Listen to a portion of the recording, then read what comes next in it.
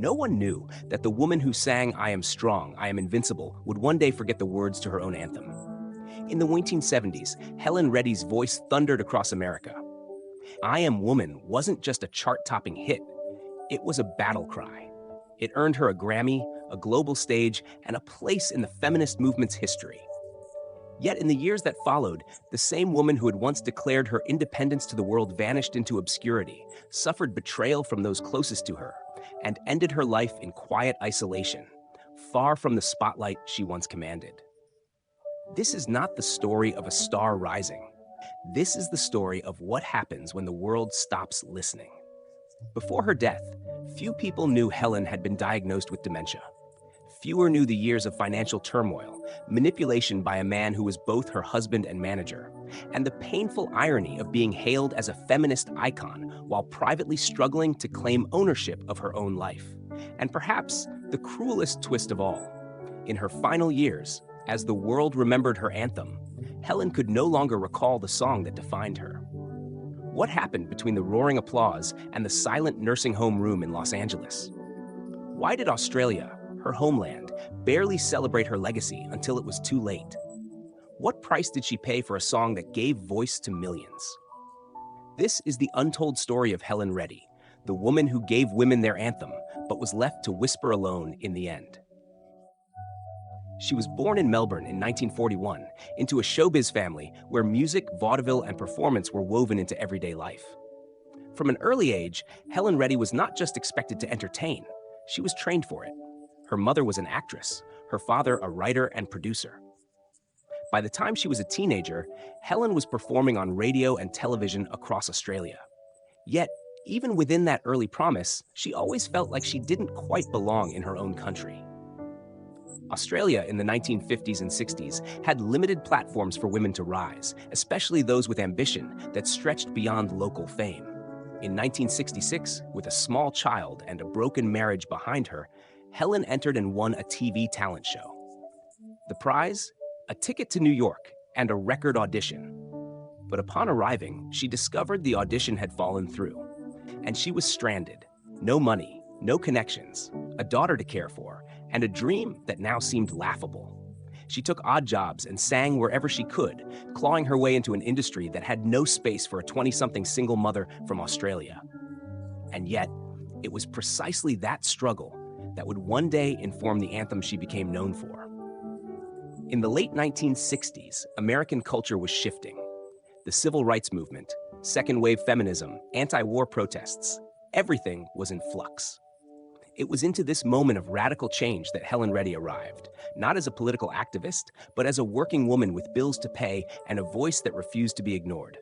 She wasn't an academic or a protest leader, but she embodied something real, resilience. And when she penned the words, "I am woman, hear me roar," it wasn't a slogan, it was a personal declaration.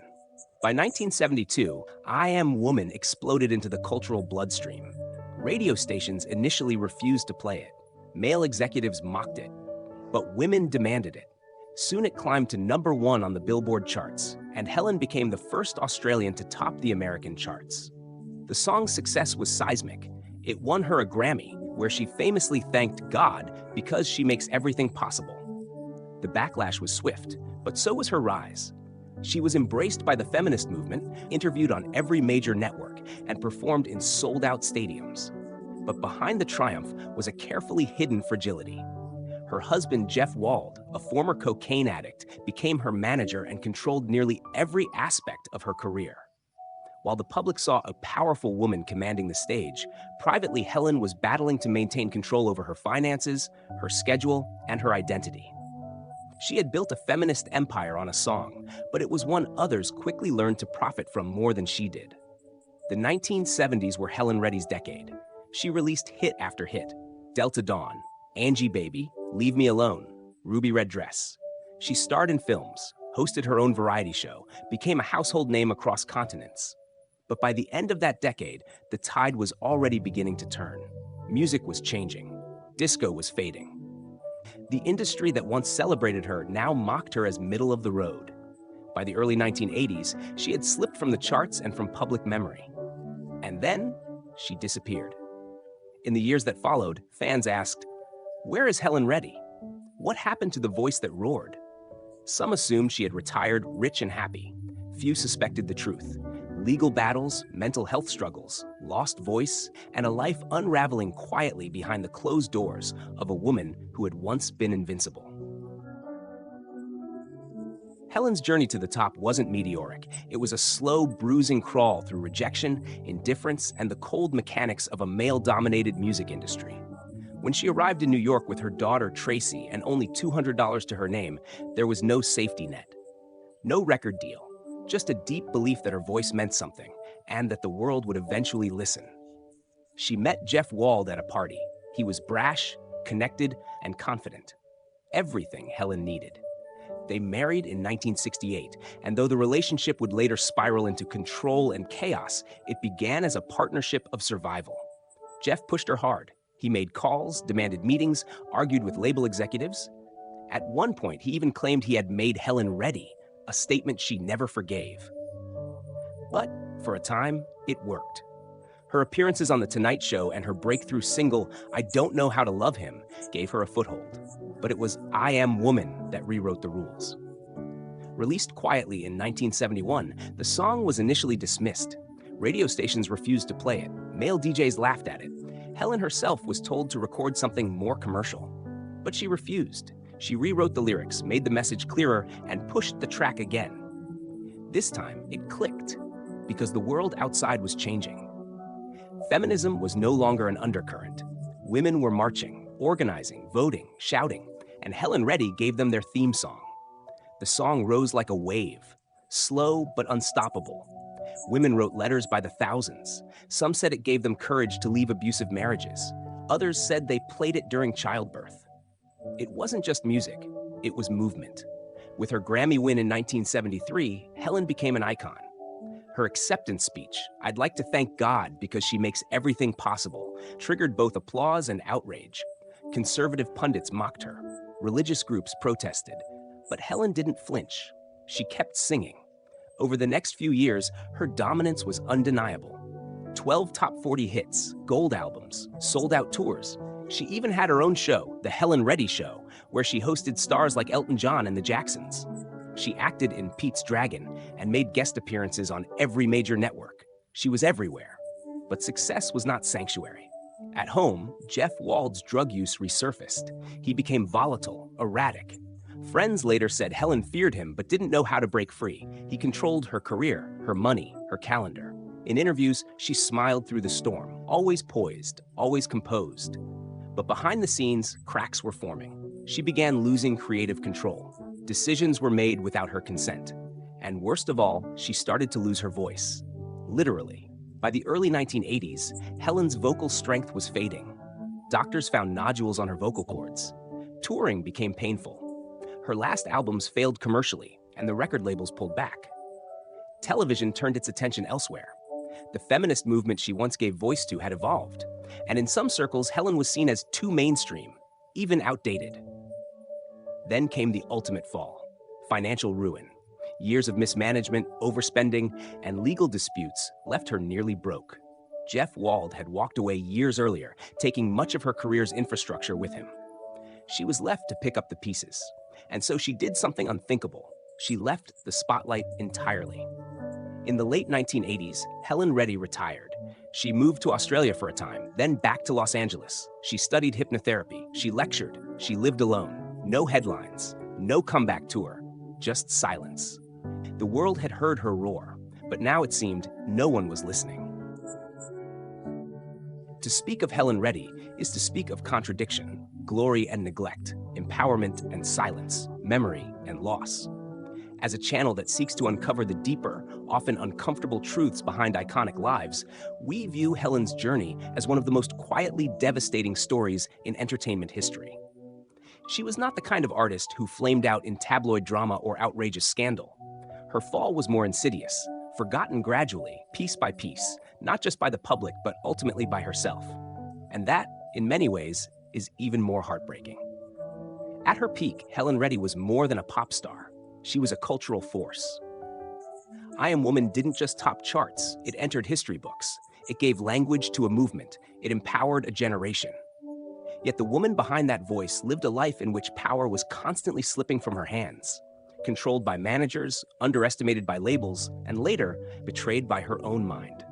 The channel believes Helen Reddy is one of Australia's most underappreciated icons. While America recognized and embraced her during the 1970s, Australia was slow to celebrate her achievements. It wasn't until decades later, well after her decline, that she began receiving the kind of acknowledgement she always deserved. Even then, it felt like too little, too late.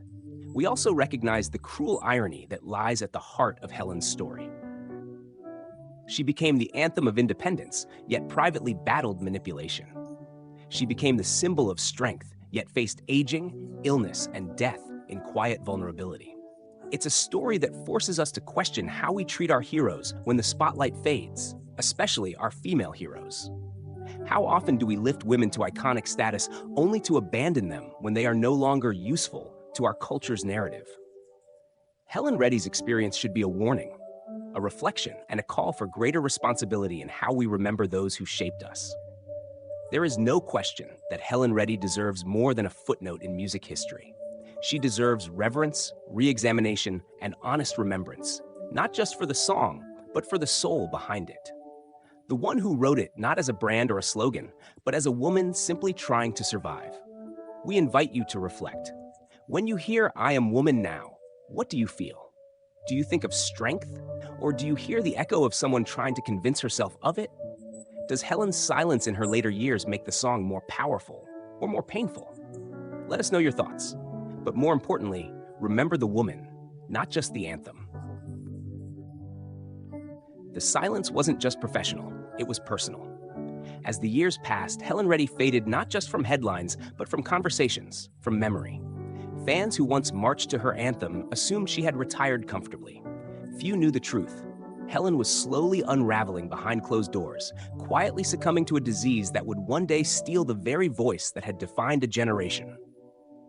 In the late 1990s and early 2000s, whispers began to circulate.